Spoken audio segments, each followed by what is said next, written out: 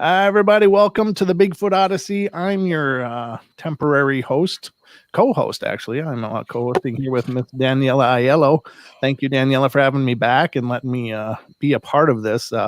This is an incredible night, one that I was really hoping that I get to take part of, because our special guest tonight, ladies and gentlemen, is a living legend in the community of Bigfoot research and all of our desire to understand more about these enigmatic, incredible beings that are living in our wild spaces and maybe even other places. But ladies and gentlemen, let me welcome to the show, Mr. Ron Morehead. Welcome, sir. Well, thank you. I appreciate being on. Really do. It's fun. And we will have fun. Yes, we will. That's the law of the land here. Daniela will make sure of it. Okay. And how are you, Daniela? I'm good. Thank you for stepping in again. Oh, it's my pleasure. Really. I hope that Kerry will be here at some point to join us. So yeah, and if Kerry shows up, I do have to bow out if that option becomes available. I have some projects I am working on, but Ron, I would love to be in touch with you as well, because I think that it's a rare pleasure and opportunity to be able to talk with you firsthand, and I want to pick your brain a lot if you don't mind. You got 2 or 3 seconds. Go ahead. That's all I got in it. Well, of course, everybody I think that has any kind of done any kind of research into the Bigfoot phenomena would know about one of your crowning achievements, which is the Sierra Sounds. And I know you've probably told the stories millions of times, and I apologize for that. But there's always new people getting involved, and there's quite a diverse audience to this show. So could you kind of summarize what that is all about? Yeah, well, with some recordings that let me start. 1971, these beings, which were 8 miles in the wilderness at this hunting camp, and there's 6 of us, or 5 of us then. Al Berry, their investigative reporter, came in the following year, and that made 6 when we were all there. It was started in 1971, and these things started coming into camp, and were voicing off and making some really aggressive sounds, which was pretty frightening, actually, could be. And we were prepared to shoot. We all had guns, hunting camp. None of us were looking for Bigfoot, so get that out of the way right quick. They say, what made you want to research up there? Well, we weren't researching up there. We weren't. And anyway, that's how it got started. We went back again with tape recorders, and Al Berry went in he's an investigative reporter with a master's in science, and he went back in and got some really good recordings and had them study at the University of Wyoming for a year. And they determined that these things had a voice range that were outside the human range, inside the human range, and below the human range. I mean, just all over the board. Of course, we heard sounds up there we couldn't account for at the time. And you couldn't find the source of what was doing this. One time, I tell people, we thought the camp was being tore apart out there, went out there, and nothing had changed. I mean, all the barrels that we took in, the 2 barrels that we had up there, we stored our food in, ring barrels. It sounded like they were being tore up. Our food was just being tossed around. But you look out there later when all the commotion stopped and nothing's changed. Well, that just doesn't make any sense at all. And you got to wonder, what the world, how could they do that? They hypnotize us all? I mean, did we all get brainwashed? What happened? Right. We're not dummies up there. We're not just fall off a turnip truck. We're really trying to figure some of this stuff out. Some of the lights that came around was very puzzling, but Al Berry, who was there, he said, don't talk about the strange stuff, because you won't get invited to talk anywhere or talk about it, because they're going to put you in the funny farm. Yeah. Well, they do and still do, I suppose, but I don't really care. I'm 77 now. I was 29 when this started. I've been doing this all this time, trying to get to the bottom of it. So it brought me to my first book, which my Voices in the Wilderness, which was my chronicle of my 40 years doing this. And then a few years later, I wrote this last book, which is Quantum Bigfoot, and it gets into the science that I think is behind how they do what they do. And it's basically because of our limitations in our 3-dimensional environment that we are brought up in, that we live in, that we study. It's based on Newtonian physics, which means, the apple drops from the tree, you can measure it, you can tell when it's going to fall, all that stuff. And it's based on everything being physical or material and predictable. Well, there's things that are unpredictable. And you asked me earlier before we came on if things were flesh and blood. Well, yeah, they got to be flesh and blood. But what I asked people, could they be more than that? Could there be something else to them? Because something's bringing about this strange Odysseys. Oh, that's a good name, Odyssey. Hey, you guys ought to use that. So anyway, that got me into the science of quantum physics, and I think it just pretty much answers or helps answer and resolve a lot of the enigmas associated with these beings. And I call them beings now because Bigfoot has got a cartoonish sound to it, and I'm concerned that people are relating it to the Loch Ness Monster or something, which might exist too. I'm not denying that, but there's more going on than what we see, and you get just how much we see in our light parameters, which is the dimension of light, which has a frequency. You can only see within that frequency. And when things are, by the way, a camera can see more than your eyes do. A camera will pick up things that your eyes don't pick up. And if you just understand that in quantum physics, they've established 11 different dimensions, and we only have 3 that we exist in, which makes us our human, which means we're human. But there's more going on that we're just not seeing. And that's where a lot of these strange things and strange stories are coming from. People say, oh, the tracks just stopped, or this thing disappeared right in front of my eyes. I've heard this over and over, and for a long time, no, I couldn't get a hold of that. I couldn't get my head around that because nothing can just disappear in front of you unless it's a camera, or something. So anyway, I looked into quantum physics, and yeah, if you go out of our 3D perception, which means they would be able to change their frequency into something we don't perceive, and it would go out of our visible sight. And that's how they, quote unquote, disappear. And some people might want to put me in the woo-woo farm for that, but so be it. It's quantum physics, and it's a fact that there's 11 dimensions, and I think personally that they live in the 4th or 5th. And that the 5th dimension will get them out of us.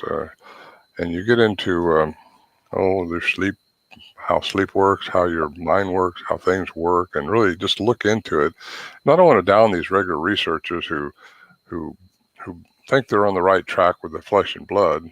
I don't want to discredit them, but doggone it, they got to open their heads up a little bit because they're living in a blind, and they think they've got to stick up now for what they have been told and what they believe all their life, and they won't get out of their box and just think, what else is going on besides that I don't see?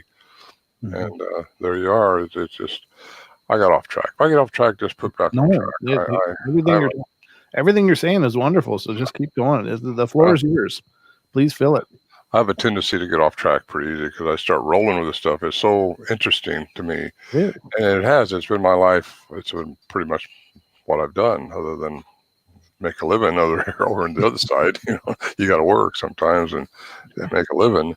And I was in the hospitality industry, and I had motels and restaurants, and did quite well with them. So it gave me the funds and the means to travel the world and to see what is shared in other countries that we're experiencing here in America. And it's interesting. I've been into Russia, into Siberia, into South America a couple times on expeditions. And there's things going on when you see everything that's really out there. You realize there's just something's happened here before us too. There's something with advanced intelligence. And now that our government is finally acknowledging UFOs, which they do, everybody knows that, I think now, I hope, because I'm fixing to say something that might surprise everybody, but somebody's flying those things. I mean, it's just the way it is. Unless they're drones, but there's still somebody's operating them. But they're out of what we have technology to do in our military. And that's a little concerning, to the military and to our government. That's why our president's starting the Space Force. Yeah. Thank you. Yeah, something like that. I think we're going to get inundated with a lot of UFOs. We already are seeing them all over the world. I think I seen one up there. I seen this big blue ball coming down, and it was controlled. Obviously, it looked like the moon, and we lost it behind the trees. Me and one of the guys was up there, and we both watched it. Some of the other guys were up there, and they had these smaller orb-like lights following around above their head. And it was just 2016, last time I was up there, wife and I, and we were in a tent because the shelter had been taken down in 2015. And we seen this elongated light. It's about 3 foot long. I tell people it's like a Star Wars saber, Mm-hmm. Floating by our tent. Oh my gosh, what do you do with that? I said, look at this. It was right after we got inside the tent. We weren't asleep, and Mm-hmm. I said, look at this. And we watched it for several seconds, just keep going through the trees. It was controlled. So what do you do with stuff like that? If there's not something behind it, there is something behind it. It's just what is behind it? What kind of intelligence is doing all this? Mm-hmm. Now that UFOs are acknowledged, aliens are here. I think they're here now. They've been here in the past. And, you said that a few years ago, you got laughed off the planet. I mean, just you can talk about things now that you didn't want to talk about 20, 30 years ago. And at least I talk about anything that I think is right and that I've studied and I've looked, and that's where I'm at. I'm just plain vanilla. Yeah. So I've actually sorry. I've actually seen a UFO myself, so I mean I have no doubt that they're there. But go ahead, Daniela. do you think then aliens and Bigfoot are connected in any way, or that dimensional?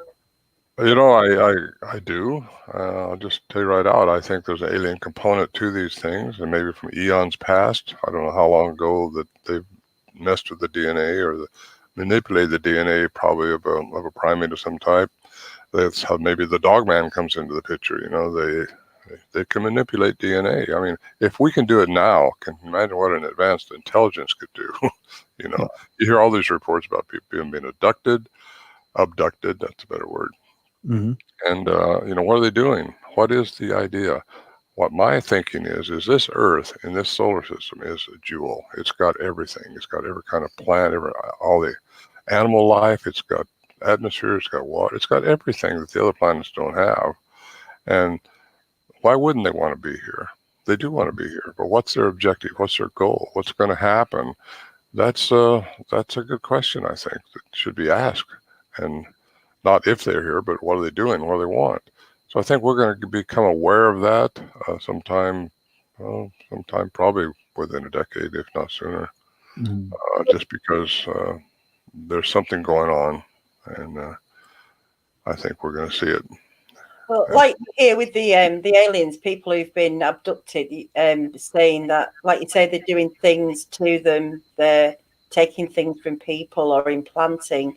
Do you think when Bigfoot is zapping people or what's happening to people, do you think it's taking something from that person or giving something to them? I don't know what they're doing. I've never been abducted that I know of. If you see something strange popping out of me here in a minute, well, you might question that.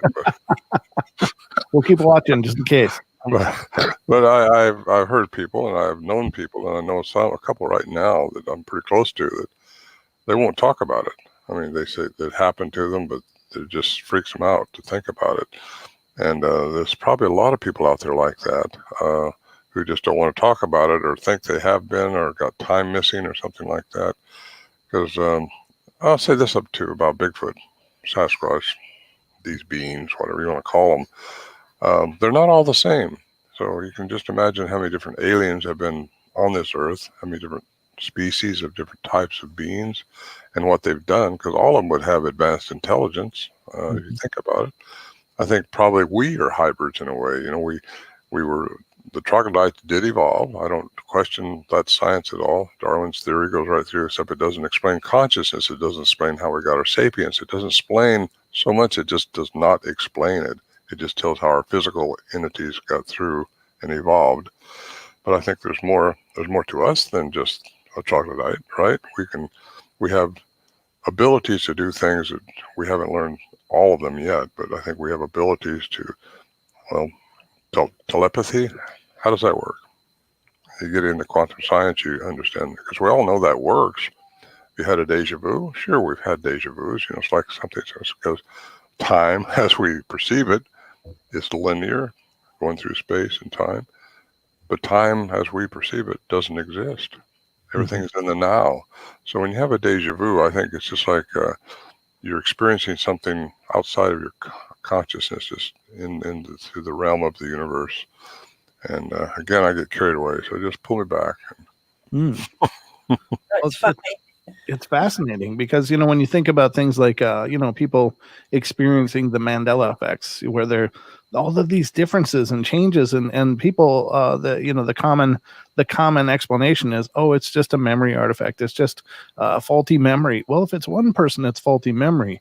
But if it's a whole segment of a population having the same faulty memory, that doesn't wash anymore to me. So I believe that there is some things going on that we just are not capable of understanding yet, and that certainly could be true for other creatures that exist here. But I know just for human beings alone, there's so many phenomenon stuff that are just beyond the realm of standard explanations and standard logic. And either I guess it just requires a leap of faith that we have a lot to learn. I think there's a big hubris in human beings to think that we got this all nailed. This is all sorted out, but I don't think we do. Oh, not for a long shot.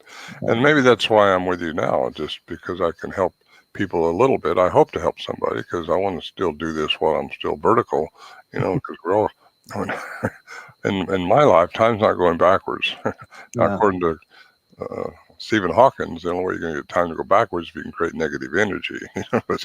But we have positive energy, so we're going forward. If you want to get across the street, you got to walk across there. You can't just be there. But quantum physics, and you get out of our human three-dimensional thinking, which really, if you go by the senses, your sight, your smell, all these senses that we have, that's what makes us human. Our ego makes us human. You think about it, if we didn't have language, though, we wouldn't be able to lie. Some people talk about. I just thought about that the other day. Language means you can lie, and human beings lie. And I don't know what got me into that, other than I just discovered that. I just thought about that. I don't think birds and animals, these dogs I got, don't lie to each other. They just either eat each other, get in a fight, or they don't. They don't try to pull somebody's. Anyway. Where do we go? I lost myself again. I just think it's the whole idea behind the entirety of our experience, and we are not experiencing all that we are. And I think you brought up a really important point when you're talking about light. So and there is a broader spectrum of light than we perceive with our eyes. There's a broader spectrum of sound than we perceive with our ears. There's a broader dimension to matter than we can experience with our touch. And so all of this stuff does exist around us at all times. And we just, like, as you mentioned, we are not aware of it, but that doesn't mean, it's the absence of evidence is not evidence of absence kind of thinking. Yeah. So true. Yeah. Ask me another question. I like those. I got to wonder though, what was it that made you decide to push ahead with your quantum Bigfoot theories and stuff? And because you had to have, you're either the bravest man I know, or you just didn't care. And I have to wonder what made you push ahead, even though you had to have known the kind of pushback you'd get. Well, what made me push ahead was, first of all, I'm getting older. We all are. I had to get somehow. Well, I've been working in quantum physics for several years. I'm not a physicist, but I got my head onto it a little bit. You can get your head around it. Mm-hmm. But it made me want to answer the questions that we all had up there at the camp. How do they do what they do? They're doing, and we hear so many things that you couldn't put a finger on, and you see things that you can't put a finger on. So what answers that? And I don't care what people think about what I'm saying, because it's what happened. And if they don't want to believe it, well, that's okay. I'm not out there trying to establish these creatures exist. I don't even try to do that in my presentations or anything. I just say what is, what I know, and I play these sounds that people have heard, and some people buy into it, some people don't. Well, really, it's what we recorded. We all was recording, all of us, and we got duplicates of all this stuff. But so what if people don't want to believe this enigmas associated with these things? If they don't, well, that's their bad, because you got to open your mind up and listen to some of these other things, because for a long time I wouldn't listen to these people who said they saw one disappear and how that could be. Because if they can change their mass into energy and then back again somehow, or go from fifth dimension back into the third or fourth, that would be changing their frequency, their vibrational frequency. And according to Tesla, everything is energy, frequency, vibration. So, I mean, and at our most minute level, we are energy. That's where the string theory comes from. We're vibrating. It's a vibration in the energy. So if that's the case, then we are energy. Everything is energy. And if you can find, and by the way, my book, in the back of it says bringing science and spirituality back together, not together, but back together, because that's the way they were a long time ago. And anyway, it's I think I was raised in a Christian environment and a Christian home, and went to church and studied the Bible like a lot of kids do. But still, you walk away from it after a while because it just doesn't make sense. Well, you start reading the red letter edition, what this master said a few years ago, and I got to watch it here because everybody start crossing arms and walk out thinking they're, oh, he's a religious dude or something. I'm not a religious person at all, but we are all spiritual, whether we like it or not, because you're gonna keep going after your body gives up. And I started looking and reading what he was doing when he did his miracles, when he did this, when he did that. He said, we can do all that too. And he never said, worship me. Right. He said, follow me. If you think about it, follow him, that means do what he says, and you'll understand this. And he was saying, I wish that all could be one with the Father as I am one with the Father. Well, that's the oneness that we all are. We all think we're separate beings, but we're really one entity, one energy, that one energy. And I think that's what we got to do, is come back together like that. We will at one point in time. So I got off track again. No, but this is all interesting and compelling, because it speaks to possibilities, and I think that's the important thing. Is like, if thousands of years ago we're willing to accept that a man could walk on water, whether he was a representation of divine or if he was a great master or whatever he was, and if you can do those things, I get wet when I try that. I get wet, But I mean, it just speaks to the realm of possibility, I guess. What is possible? What isn't? Well, do you believe that happened or not? That's where I go. I mean, you either believe that there was, because there's other guys besides Jesus Christ that did miracles. I mean, there's shamans now that can do things that we don't understand. I think it's just becoming aware of who you are as a human being and trying to access what we really are and how we were originally made, because we've separated ourselves from that. Sure. With our ego and with our Newtonian physics thinking, which isn't bad. We got to live in that. We got to touch things and feel things. I see another face. It looks like Kerry. The boss made it. The boss made it. Hey, you're welcome. Hi, Kerry. Brent, thank you so much, Brent. Brent's been covering for me for like 2 days now, and I thought I was going to get to make this one, Ron. I apologize for showing up late. Really, this one, and we got Justin coming on Christmas Eve, I think, and these were the two that I really, really wanted to make it for. So I appreciate you coming for sure. And again, sorry I'm late, but I have been listening. Good. So yeah, we went on without you.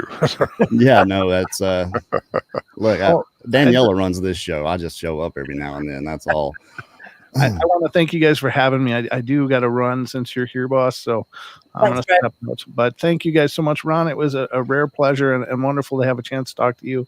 And I'd love the opportunity again. So thank you. I appreciate that. Yeah. All right. You guys have a great night. Thank you, Brent. All right. We'll see ya. Bye.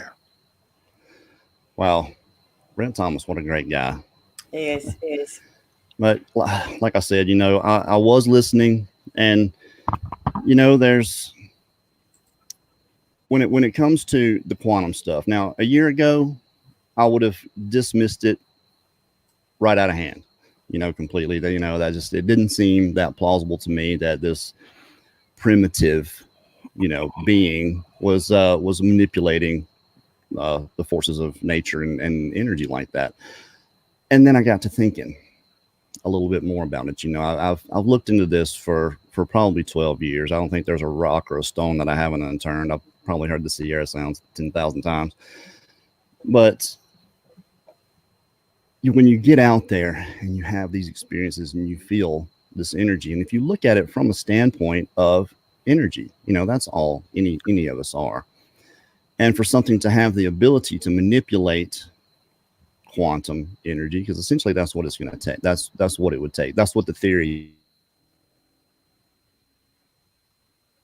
in sixth dimension to be accessed, and to have that ability to manipulate that. The theory, so I've heard, is if you could, then you would have the ability to see into the future. Now, how far? They don't really say. They just say you'd have the ability to see into the future, and that just kind of fits. It just kind of makes sense with these creatures and the abilities that they appear to have, the way they stay hidden from us so much that while they're just 2-3 steps ahead of us all the time. Anybody trying to procure that patty shot, when they go out. But you said something else that I agree with wholeheartedly, is that they're not all the same.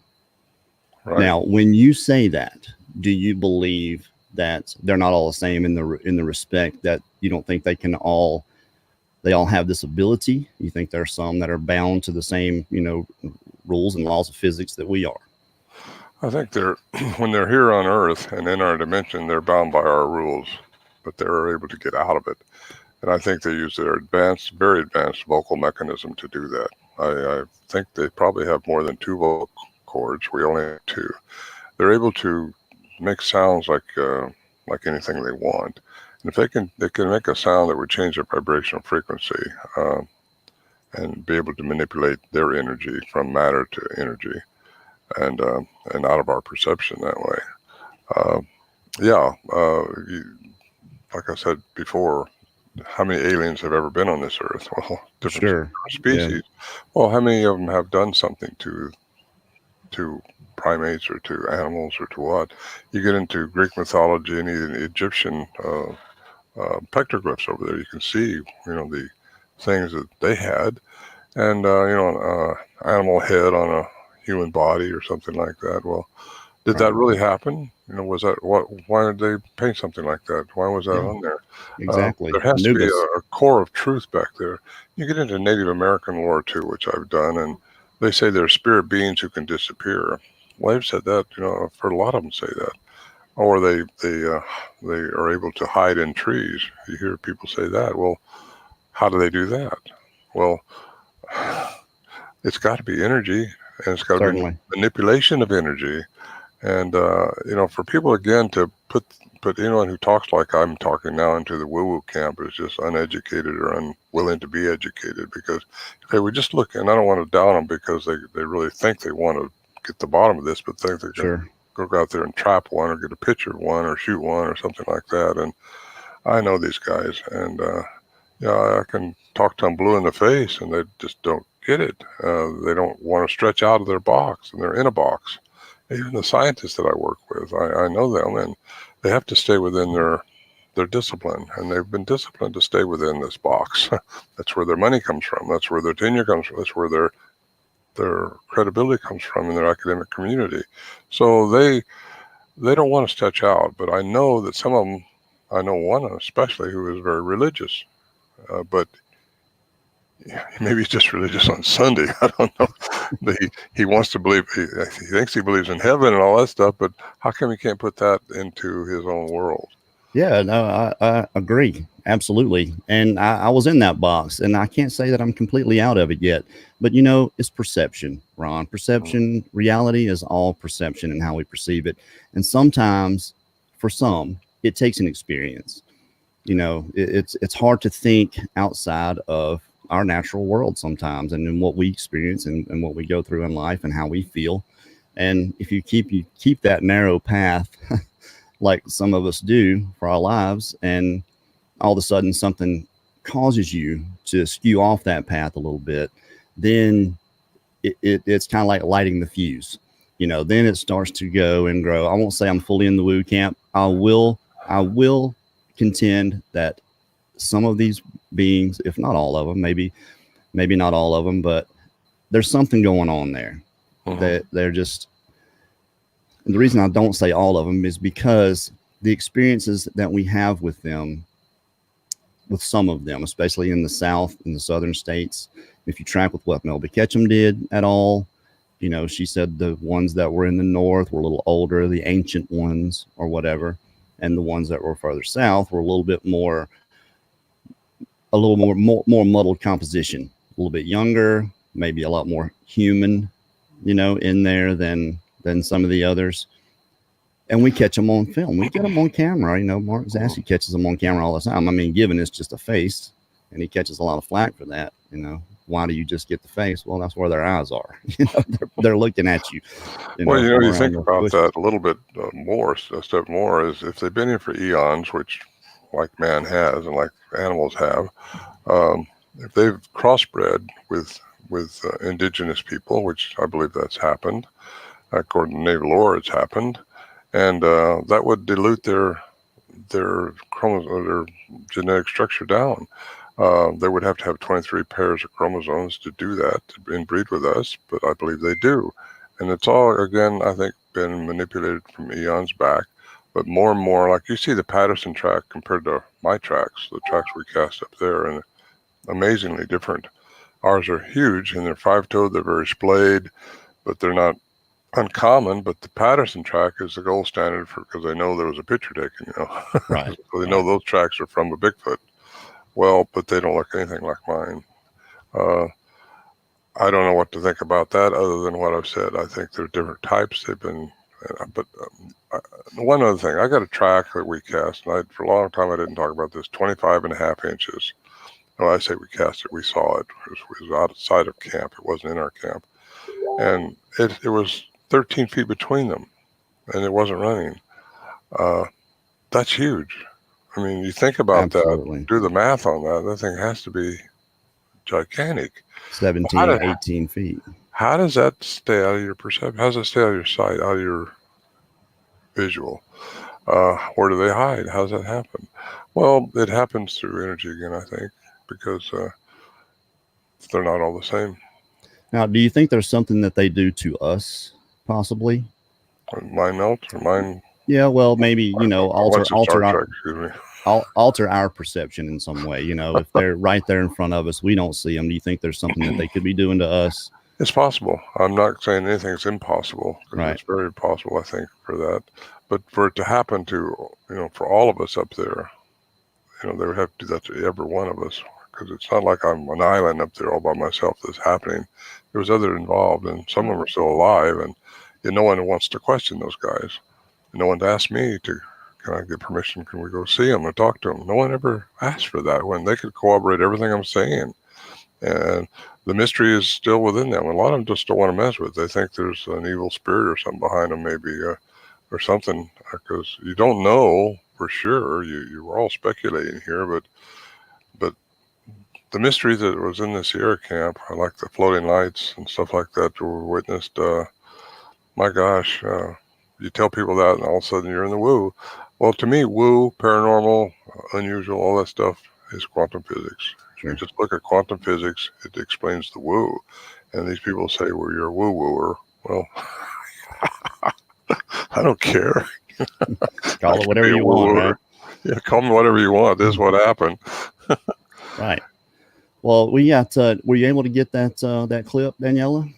Yeah, I have. Okay, well, I just want to set this up a little bit. You know, you guys, 48 years ago, you got these recordings, these voices, and to me, there's not really been anything even remotely close to that, to the degree or to as much as you got captured then, until I heard this Debbie Jones, Sisters of the Moon. We did a documentary on them, and they captured a voice. And it is the closest thing that I've heard to the Sierra sounds. And I want you to hear this. They call it gibberish, which obviously it does sound like gibberish to us. But I want you to hear this and tell me what you think. Go ahead, Daniela.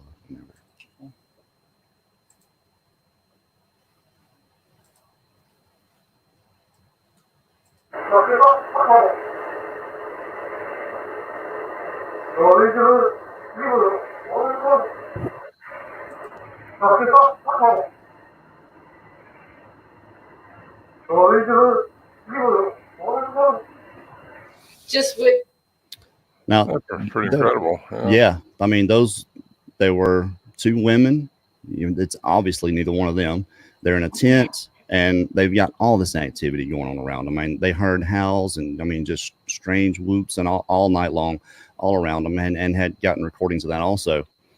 But they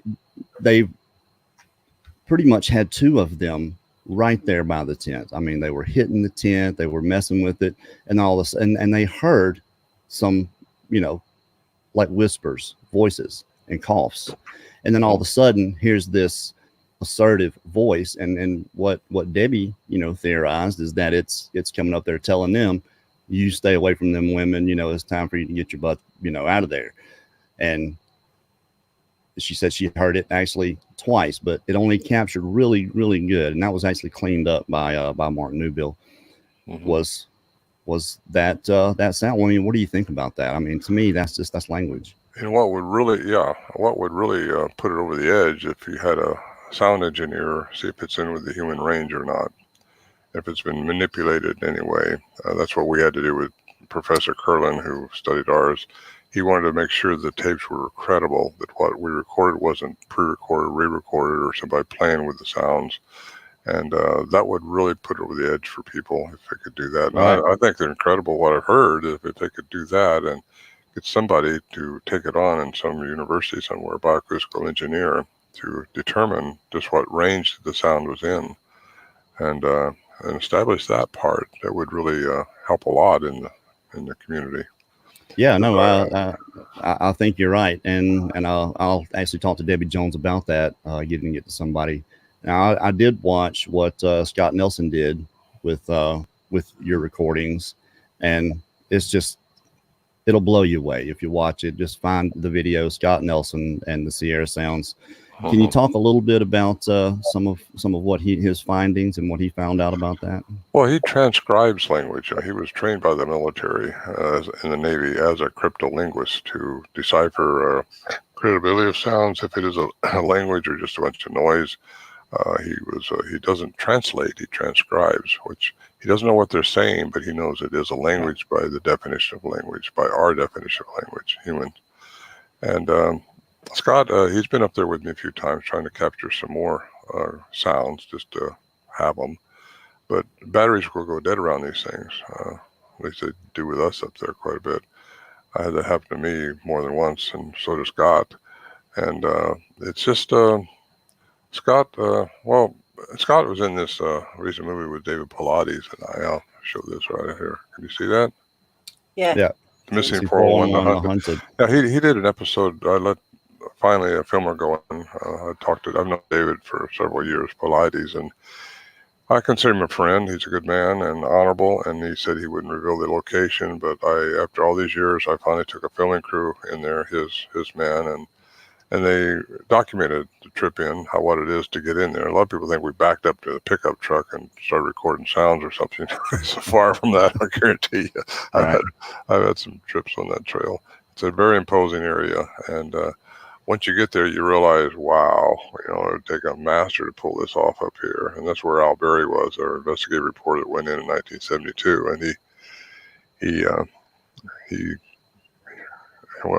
he wanted to find a hoax. He really did. That's why he went there for. We didn't know that at the time, but he was up there looking for who could be pulling whose leg, and so everybody thought it was from Ivan Sanderson when he got a letter from Warren Johnson, our leader, and then Warren Johnson sent it to Peter Byrne, who thought it was a hoax.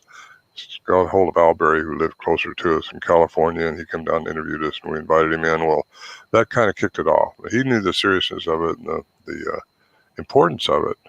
And over the years, I've heard several people say, I've heard things that sound just like the Sierra sounds, but most people aren't walking around the woods with recorders, Right. But these ladies here who recorded that, I would really encourage them to try to get something done with it, because if they can show that that's outside the human range or that it hasn't been manipulated, if they got the originals all still and can work with that, that'd be good. Well, what helps the case there is they recorded a lot of stuff, and I didn't even put half of what they gave, what they sent me into it. I just put what was relevant to the story. But what's good about it is all the stuff they got before then. The strange, I mean, you can just tell it's not. It one of these whoops, she said it sounded like a motor running, that it was like a motor running and then just turn into this perfect whoop. And I put it on there, and it doesn't quite sound like that on the recording, but she said while they were there, that's what it sounded like. And then something sounded like a bear, but they've got all this recording stuff before then. And then through the night, they've got the recording of it hitting the tent. And then she said, they're standing there in the middle, and there's this something being, draped over the top of the tent. And there's this tent that they can stand up in. This is obviously something with intelligence. What state was this in, Kerry? Oklahoma. This was in Oklahoma, a place southeast Oklahoma, I believe, a place they call Tribulation Bay.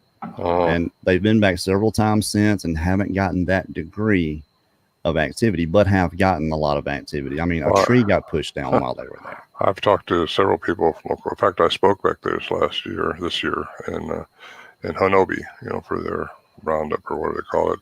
Right. And there's a lot of interest in them back there. And I know another lady who didn't go to Honobi, but she's got a place in southeastern Oklahoma, and she says they come around there pretty regular.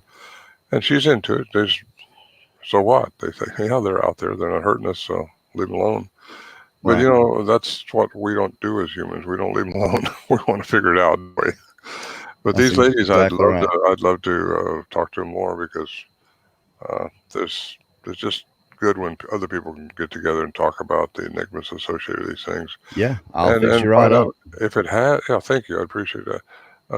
If they have a vocal mechanism which can do similar to what we had, that would really be a lot. And Scott Nelson would probably want to tackle something like that, because he's looking for cooperation for our sounds. And even though you have people saying they heard just that, but they don't record it, they're not recording. Right. We're fortunate enough to have repeated encounters, which is also very weird. And that's what makes people think twice about accepting this. But I don't ask them to accept me. I ask them to accept the evidence I have behind it. Right. If you got Professor Curlin saying they weren't manipulated there, and that's what he is, electrical engineer. He got the original tapes. He said that.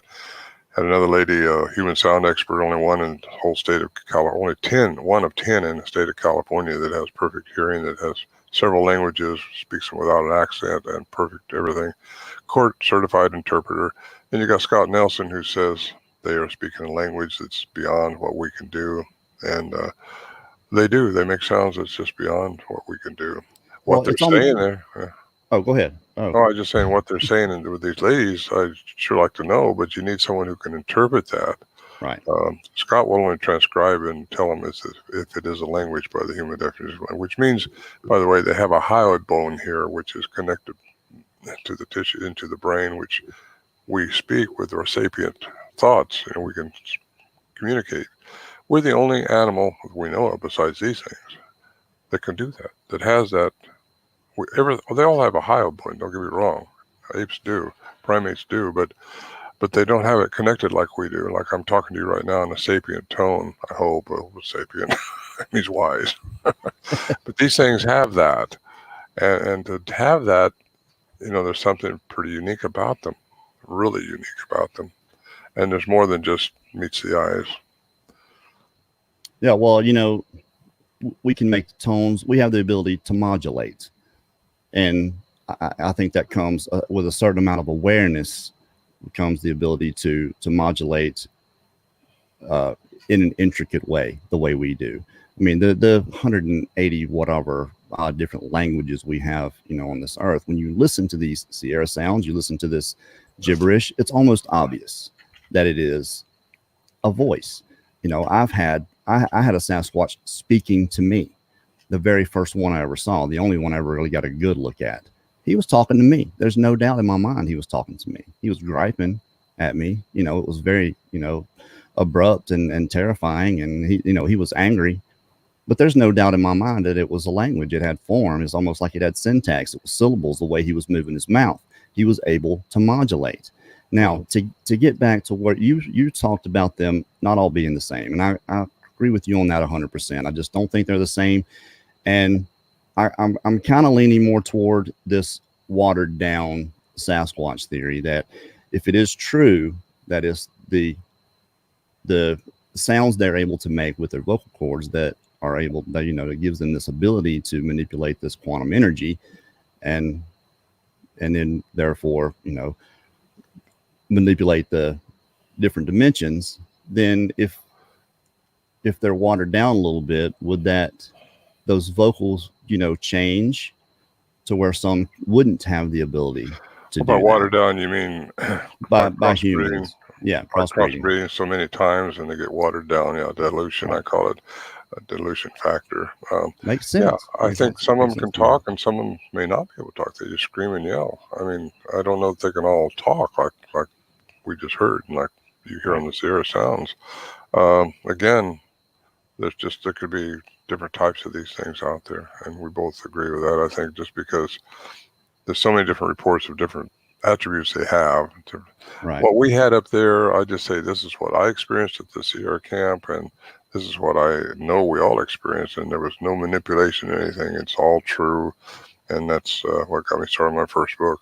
And it's just incredible. It's an incredible experience, and it's still going on. I mean, it's amazing. Well, we'll be sure and link both of your books in the description here if anybody wants to get those. The latest one is Quantum Bigfoot, and the one you wrote, Voices in the Wilderness. Voices in the Wilderness. You probably wrote that about 10 years ago. That's right? my chronicle. Yeah. Mm-hmm. Yeah. Well, I think 2013 I wrote it, 2012, something like that. We'll definitely have links to those in the description if anybody wants to pick that up. Be a very good Christmas gift. Well, they can find it, all my stuff, even the CDs, which I have there in vocalizations recorded on CDs. They're on my website, ronmorehead.com. And all my stuff's available there, including that movie that I was in with David Paulides. It's on there too. Good deal. We'll be sure to link all that stuff, make it a little bit easier for people to find that are watching this. Thank you. Yeah, absolutely. Thank you for coming on here. I mean, but we're just a little old Bigfoot channel. A couple of times it's been asked if you can tell us about the cowbell. Okay, I'll tell you about the cowbell. I think you're talking about the one Scott Nelson and I heard. Possibly. Yeah. Well, you know, most ranchers who have the free range to graze up in that high country, they'll bell about every third cow, and we've never had cows up there so much. But I say so much because one year we did see one. Well, Scott Nelson and I heard a cowbell just at this camp, just a little ways away from us, and okay, all of a sudden the cowbell's on the other side of us over there. So there's maybe two of them. Is that what's happening? Well, we go out the next morning. This was at night, by the way. And you go out the next morning, you're trying to find the tracks because it's like a sandy area. It wasn't at the Sierra camp. It was probably about a mile away from the Sierra camp. I didn't trust Scott enough to take him all the way into camp yet, you know, divulge the location, which I told the other guys that wouldn't be doing that. They still, the offspring still hunt that area in the spring, in the hunting season. But we could not find a cow track anywhere in the whole area. And I mean, we scoured it looking for where it could, and how it rang from there and then rang over on the other side of us. Is that what you're talking about, Daniela? Yeah. Yeah, the cowbell. Mm-hmm. Yeah. Yeah, that puzzled Scott quite a bit. But he's on my side with all this phenomenon because he knows how his battery went dead, and we was walking to where we thought we was going to, I wanted to get to this one spot where I think they may hang out if they're not invisible. Just, you got to research everything. If you're going to research everything you can think of.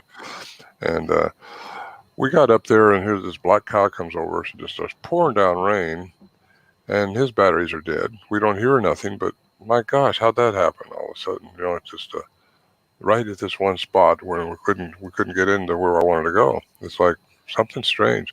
I interviewed a guy this last year who hunts about 15 miles as the crow flies from where our camp is, and he's seen a UFO. I mean, just as plain as anything in the daytime over this mountain. Watched it for several minutes. He's also been encountering Bigfoot, and he had to get a hold of me because he knew that I was up there somewhere. He didn't know where, but he wanted to let me know that there's something going on with these things and UFOs. And of course, I'm kind of in that camp now anyway. I've been speaking to MUFON groups too, and I got another one next month, January. And anyway, Well, I think there is an alien connection with these beings, and it may be from eons ago, but I don't know how many of them are really in that camp that we were in like that. The battery draining. What else can drain a battery? What makes? Well, mine, I had a brand new lithium battery, brand new. I took it out of the package after I got up there, put it in my little tape recorder. This was in 2011. That was my last really good encounter with one of these beings. And I said, good, I didn't see it, but wham, right out. I drive it. This is the last thing I write in my book, The Voices in the Wilderness, about my 40 years in the wilderness, I call it something like that. But that's one of them. That's what they do. And I heard this chattering going on down by our, where we use for the bathroom. And anyway, they're here, and I was by myself. You believe that? That'll cause you to grow some. That you even went by yourself I went by incredible to myself. me. I had another guy lined up to go with me, and he backed out the last minute. And Scott and I had been up there 3 different times trying to get something going, and you can't make something happen, by the way. It's either going to happen or it's not going to happen. It's up to you and your vibrational frequency, how you are as a person, and that's what's going to determine whether they're going to mess with you or not. And they do mess with you. That's but anyway, I ended up I got to find out if they're still there, because we couldn't capture anything. Nothing going on while Scott and I was up there 3 different times. He'd left to go back to his teaching job in Missouri, and I went up there by myself, because I've been up there by myself before. And just because if you fear something, you got to face it, I think. And Very anyway, true. they hadn't eaten it, so I wanted to face it, and that's what made me go up there before. This time I went up by myself again, and that night, it wasn't even night when I heard this crack right outside my tent. I set up a little tent, and it sounded like a gunshot going off, and I thought it was a wood knock at the time. But now I got to wonder, was it a wood knock or was it energy going from one dimension to another? If that's what was happening, then that's just one of the other speculations I got, because I didn't see what was going on. I was inside the tent, and I waited for a few minutes because they tried to do something to see what you're going to do, and I didn't want to act like I was excited and jump out there and start, but I waited for a few minutes, went outside, and the mosquitoes were so bad I was waving them off like this with my little towel, and started talking to him, because I knew one of them was out there, and he wouldn't come out. I said, come on, let me learn more about you. I don't have a gun. I'm ready. I had a little pea shooter, but that's just to scare the bear off, because he put a bird shot in it, and that'll get them to get after your food. So anyway, nothing happened until about 10 o'clock that night. That's when I heard the chattering going on, because I was in my tent by myself, heard the chattering going on. Then I heard this tromping right outside the tent, a bipedal dog walking in. That'll perk you up a little bit, jerk slack out of you or something, it just, you're there. You still don't know. You still don't know. You're just there at their whatever. They can eat you if they want to. They can throw a rock and hit you if they want to. They can grab you and carry you off in your sleeping bag if they want to. But they wasn't doing any of that with us. So that was in 2011. That was my last, what I would consider a really good encounter. But then again, were you doing any gifting, or was anything ever left for you? Yes. Yeah. We left food out for them. There's times when we, there's a lot of stories. I drive out some of those in my book, but the big deal was the pine cones. We had this bucket. We take pine cones up and collect pine cones to start our fires with, and we go out walking on foot, come back, and that bucket be full of pine cones. Right. Like that's what you need for you. Other things more significant than that happened, but it's a longer story, and we're running out of time, I think. So we'll have to get your book and read all about it. Yeah, the Chronicle book is really tells my story, and it's the Voices in the Wilderness. Is attainable in color or black and white, and from my website, ronmorehead.com. And anyway, it's something I think if researchers can glean something out of it, but again, they're all looking for the pattern, like there's just one out there, one kind. And right. Kerry, you're so right. I think you're right. And I think I'm right. There's more than one kind, and there may be. The only thing that makes any sense to me, you talked about facing your fears. I'm preparing to do that right now with this expedition we're planning to Florida. And I just wanted to say real quick, a lot of people have donated to help us get there, and with what I'm putting in, we got our funds. We're fully funded, and I just wanted to say we took the $500 to help the family for Christmas, and I don't want anybody being concerned or upset. Hey, I donated for this and now they're doing this with it. It's not like that at all. We got over our fund, and because all of you donated to help us get this expedition, Bigfoot Odyssey was able to help this family. So I don't want anybody to think that I took you guys' money and did something else with it that it wasn't meant to do. So I don't want anybody to be concerned about that. But there's one question here, and this is something I'm interested to know myself, and this is from our buddy Brandon Blackfire. What does Ron think of Dogman? Okay, that's easy. If they can make that's easy. I've never saw one. I know the Skinwalker Ranch story, and most everybody does. If these things are able to, if aliens are messing around with the genome of different creatures, different animals on Earth, which I believe they have, and they believe they do, there's no reason why a Dogman couldn't be out there too. I think they are probably made to hunt the Bigfoots. That's what I've heard too. Why would they create a Dogman with an olfactory sense like a dog has? Certainly. And the strength and the ability that they appear to have. We went to the Omaha reservation and did a documentary with those guys back in the summer. I think it was May. But they talked about Dogman and their verbal, it's all verbal there, their history. It's an oral history. The Dogman is the protector of the path being, I think, a different plane of existence. So where the veil is thin, you're able to see this creature, this Dogman that's meant to protect the path. And maybe I think the idea is that if someone else were to make it onto the path, the Dogman's going to get you out of there, so with fear, or how would he get you out? I don't know.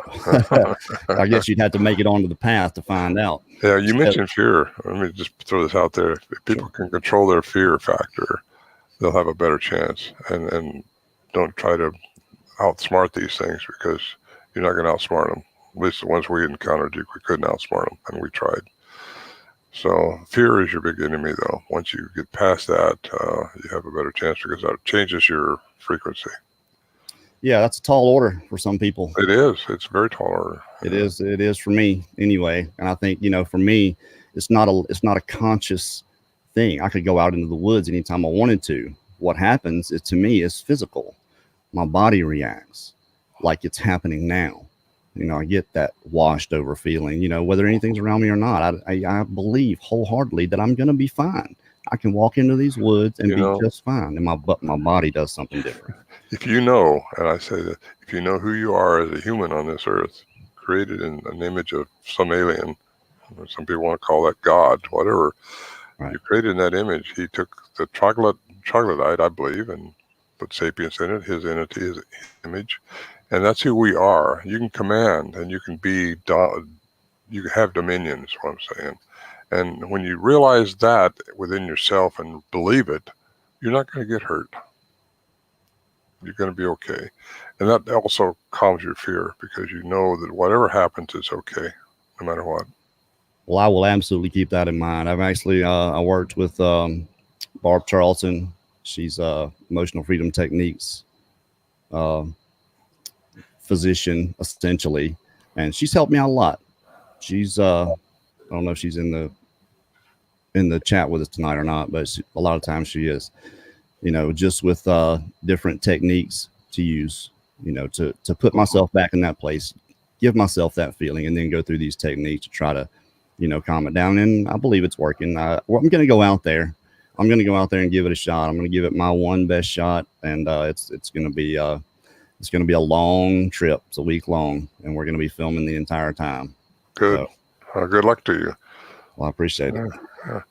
And you can connect me up with those ladies in the southeast. Yeah, Oklahoma. I'll hit you on Messenger when we get out I'd here. like to find out where they are, because I know a person that's had some very similar face-to-face experiences there, and she doesn't want to come out of the woods for that, but she's I believe her totally.